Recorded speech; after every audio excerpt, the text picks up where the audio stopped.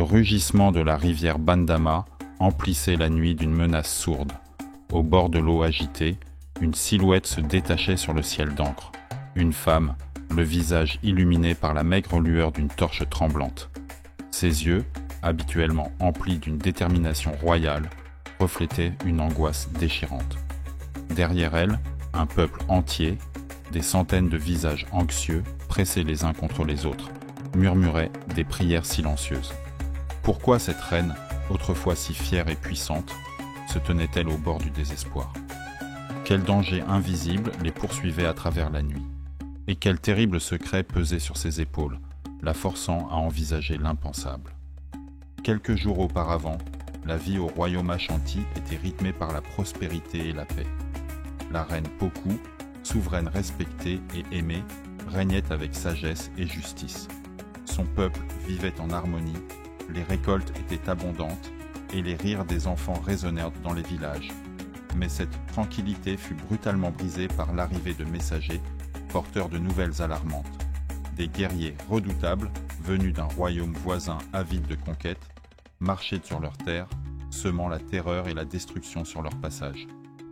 Poku, femme de courage et de stratégie, rassembla ses propres guerriers, déterminés à défendre son royaume. Des batailles féroces furent livrées, le sang tachant la terre autrefois fertile. Mais malgré leur bravoure, les forces de Poku étaient en infériorité numérique. Les pertes étaient lourdes et l'espoir commençait à s'amenuiser. La reine, le cœur lourd du chagrin pour son peuple, savait qu'une décision difficile s'imposait. Alors que l'armée ennemie se rapprochait inexorablement de leur capitale, Poku prit une décision audacieuse. Elle ordonna la retraite, guidant son peuple vers le fleuve Bandama, une barrière naturelle qui pourrait les protéger, du moins temporairement.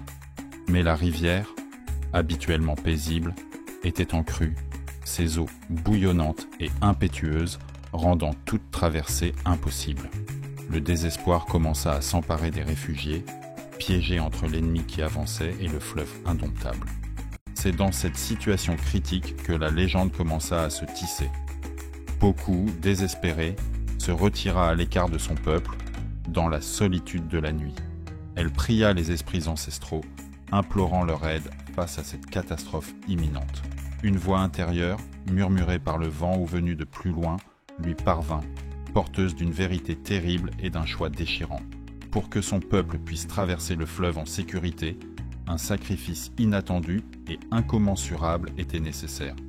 Le lendemain à l'aube, Poku rassembla son peuple au bord du fleuve. Son visage, marqué par la fatigue et le chagrin, portait une résolution inébranlable. Elle leur raconta le message qu'elle avait reçu, les mots terribles qui résonnaient encore dans son âme. La stupeur et l'incompréhension se peignirent sur les visages anxieux. Quel sacrifice les esprits pouvaient-ils bien exiger? Le suspense devint insoutenable lorsque Poku révéla la nature de l'offrande demandée, leur enfant le plus précieux. Un murmure d'horreur parcourut la foule. Comment une telle chose pouvait-elle être possible? Leurs enfants étaient leur avenir, leur joie, le prolongement de leur lignée. Le dilemme moral était insupportable. Fallait-il sacrifier une vie innocente pour sauver le reste de la communauté?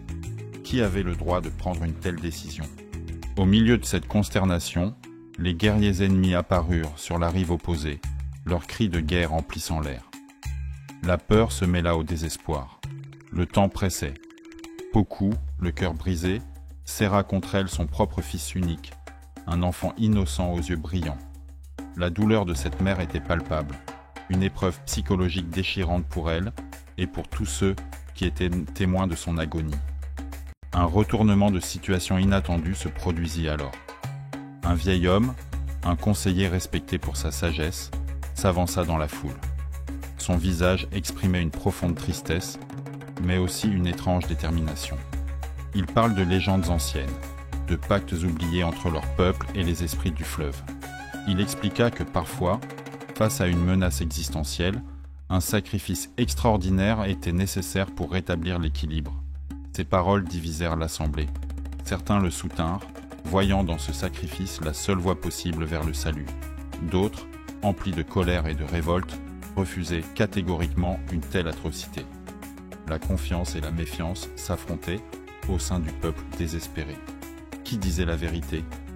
Était-ce un acte de foi ou une manipulation cruelle? La tension atteignit son paroxysme lorsque Poku, dans un geste d'une douleur infinie, leva son enfant au-dessus des eaux tumultueuses. Ses larmes se mêlaient aux flots impétueux. Un cri déchirant s'échappa de sa gorge. Mais au lieu de jeter son fils, elle hésita, son amour maternel luttant contre le poids de sa responsabilité de reine. C'est alors qu'un allié inattendu se manifesta. Une femme, une guerrière courageuse qui avait combattu à ses côtés, s'avança. Ses yeux brillèrent d'une résolution farouche. Elle avait perdu ses propres enfants à la guerre et comprenait la douleur de Poku. D'une voix forte et claire, elle déclara qu'elle était prête à offrir sa vie pour le bien de tous. Son courage inspira d'autres. Des guerriers, des mères, tous proposèrent de se sacrifier à la place de l'enfant de la reine. Ce moment d'espoir fut de courte durée. Un messager arriva en courant, le visage couvert de poussière, annonçant que l'ennemi était sur leurs talons, tout proche du fleuve. Le temps était écoulé. Une décision devait être prise immédiatement. Poku, le cœur lourd mais déterminé, se tourna à nouveau vers son fils. Mais au lieu de le sacrifier, elle eut une autre idée. Un éclair de génie désespéré. Elle se souvint d'un ancien rituel, d'une offrande symbolique qui, selon certaines légendes, pouvait apaiser les esprits du fleuve sans nécessiter une vie humaine. Elle ordonna à ses guerriers de rassembler les objets les plus précieux de leur peuple, des bijoux d'or, des étoffes colorées, des outils finement travaillés. Avec une ferveur désespérée, Poku et son peuple jetèrent ces trésors dans les eaux bouillonnantes du Bandama, implorant les esprits d'accepter cette offrande en échange de leur passage en sécurité. La rivière sembla rugir encore plus fort, comme si elle refusait ce substitut. Le désespoir revint, plus mordant que jamais.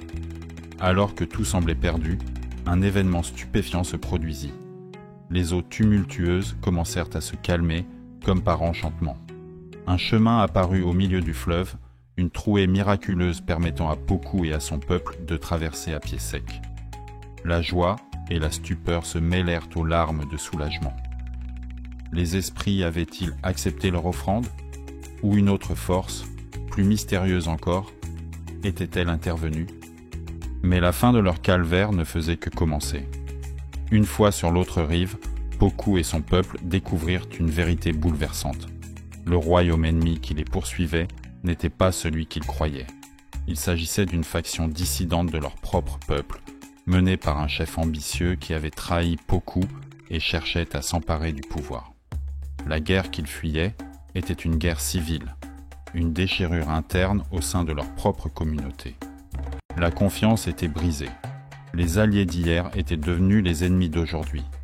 Poku, trahi par les siens, devait maintenant mener son peuple à travers une nouvelle épreuve, plus amère encore que la précédente. La traversée miraculeuse du fleuve n'était pas la fin de leur voyage, mais le début d'une lutte pour la vérité et la justice. À votre avis, que va-t-il se passer ensuite? Poku parviendra-t-elle à vaincre les traîtres et à réunifier son peuple? Qui était ce chef ambitieux et quelles étaient ses véritables motivations? Si vous étiez à la place de Poku, comment réagiriez-vous face à une telle trahison? Répondez en commentaire et dites-nous votre avis sur cette histoire incroyable et son dénouement inattendu. Partagez vos réactions et vos théories.